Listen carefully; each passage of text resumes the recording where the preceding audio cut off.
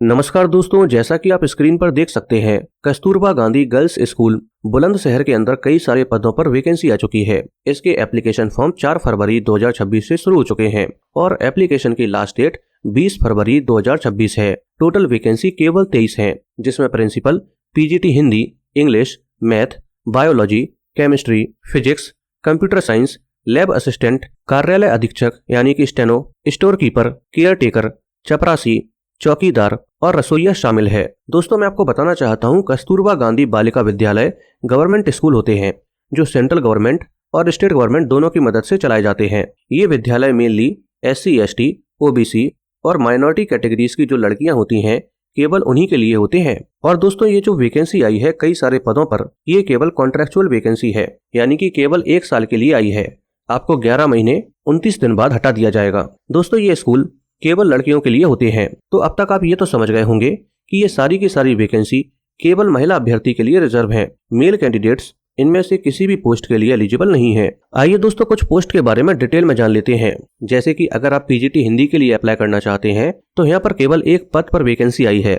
अगर आपने हिंदी से MA और संस्कृत से BA किया है या फिर आपके पास शास्त्री की डिग्री है जो राजकीय संस्कृत कॉलेज वाराणसी द्वारा मान्यता प्राप्त है, तो फिर आप पीजीटी हिंदी के लिए एलिजिबल हैं। इसी तरह से पीजीटी मैथ्स के लिए अगर आप अप्लाई करना चाहते हैं तो यहाँ पर केवल एक ही वैकेंसी आई है। इसमें अगर आपने मैथ से MA या फिर MSc किया है तो फिर आप एलिजिबल हैं। इसके अलावा अगर आपने मैथ से BA ऑनर्स या फिर BSc ऑनर्स किया है तब भी आप एलिजिबल हैं। इसी तरह से अगर आप पीजीटी केमिस्ट्री के लिए अप्लाई करना चाहते हैं तो यहाँ पर भी केवल एक पद पर वैकेंसी आई है और यहाँ पर आपके पास मल्टीपल ऑप्शंस हैं। जैसे कि अगर आपने केमिस्ट्री से MSc की है तो आप एलिजिबल हैं। अगर आपके पास MSc नहीं है तो आपने केमिस्ट्री से BSc ऑनर्स किया है तब भी आप एलिजिबल हैं। अगर आपके पास MSc या फिर BSc ऑनर्स नहीं है तो फिर आपने किसी भी मान्यता प्राप्त कॉलेज या फिर यूनिवर्सिटी से बायोकेमिस्ट्री में डिग्री प्राप्त की है तब भी आप एलिजिबल हैं। अगर आपके पास इन तीनों में से कोई भी क्वालिफिकेशन नहीं है तो फिर आपके पास एक आखिरी ऑप्शन है और वो ये है कि आपने केमिस्ट्री से BSc की हो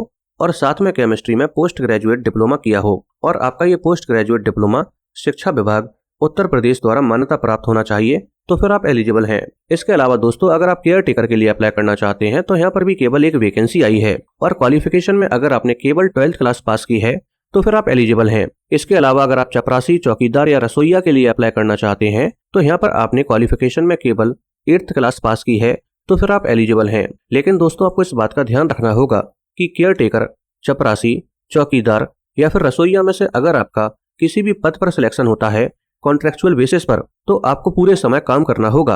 आपको विद्यालय परिसर में रात में रुकना भी होगा। अगर आप सोच रहे हैं कि आपको केवल 2-4 घंटे काम करना होगा तो ऐसा नहीं है। इन चारों पदों के लिए भी कॉन्ट्रेक्चुअल बेसिस यानी कि संविदा बेसिस पर वैकेंसी आई है, लेकिन यहाँ पर आपको फुल टाइम काम करना होगा। आइए दोस्तों, अब ये भी जान लेते हैं कि यहाँ पर आपसे एज क्या मांगी गई है। दोस्तों, अगर आप प्रिंसिपल के लिए अप्लाई करना चाहते हैं तो फिर 1 अप्रैल 2026 को आपकी एज 30 से 45 साल के बीच होनी चाहिए और आपको कम से कम 4 साल का एक्सपीरियंस होना चाहिए जहां पर आपने कक्षा 9 से 12 के बच्चों को पढ़ाया हो। लेकिन अगर आप बाकी किसी भी पद के लिए अप्लाई करना चाहते हैं तो फिर आपकी एज 1 अप्रैल 2026 को 25 से 45 साल के बीच होनी चाहिए। आइए दोस्तों, अब ये भी जान लेते हैं कि यहाँ पर सिलेक्शन प्रोसेस कैसा होता है। दोस्तों, यहाँ पर कोई भी रिटन एग्जामिनेशन वगैरह नहीं होता है। इसका सिलेक्शन प्रोसेस पूरी तरह से मेरिट पर होता है, यानी कि आपके 10th, 12th, ग्रेजुएशन या पोस्ट ग्रेजुएशन में या फिर अगर आपसे कोई एक्सपीरियंस मांगा गया है तो उसमें आपके कितने परसेंटेज आए हैं और इन सभी परसेंटेज को मिलाकर आपकी मेरिट लिस्ट तैयार की जाती है। आइए दोस्तों, अब ये भी जान लेते हैं कि अगर आपका फाइनल सिलेक्शन इनमें से किसी भी पोस्ट पर हो जाता है तो फिर आपकी परमानेंट सैलरी क्या होगी। दोस्तों, आप इस टेबल में देख सकते हैं किस पोस्ट के लिए क्या सैलरी दी जाएगी।